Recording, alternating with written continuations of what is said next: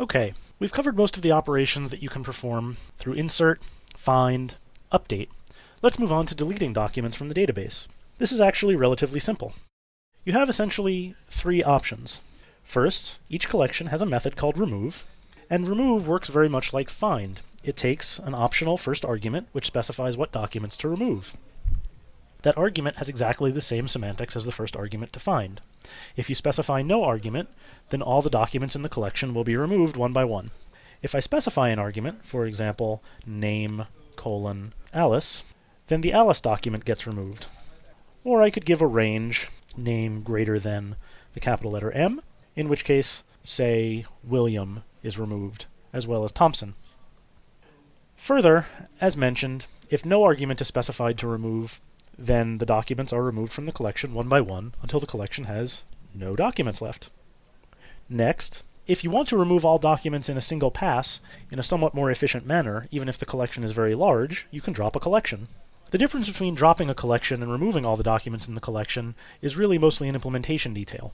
Removing all the documents in the collection requires a one-by-one update of internal state for each document that happens to exist in the collection, whereas dropping the collection requires freeing up some much larger data structures inside of the database's data files, which, although still proportional to the size of the collection in terms of the number of documents, is going to have constant factors that will make dropping the collection vastly faster than removing documents from the collection one by one until the collection is empty.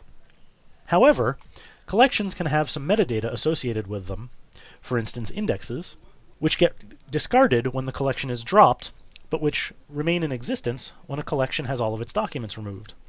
If you have an unusual situation where you need to be frequently getting rid of all of the contents of your collection, the most efficient way to do so would be to drop the collection and then immediately recreate the indexes that ought to exist on that collection. As a further detail, remove, just like a multi-document update, can affect an arbitrary number of documents, namely whichever documents happen to match the first argument to the remove. Just like a multi-update, multi-document remove operations are not atomic, isolated transactions with respect to other readers or writers.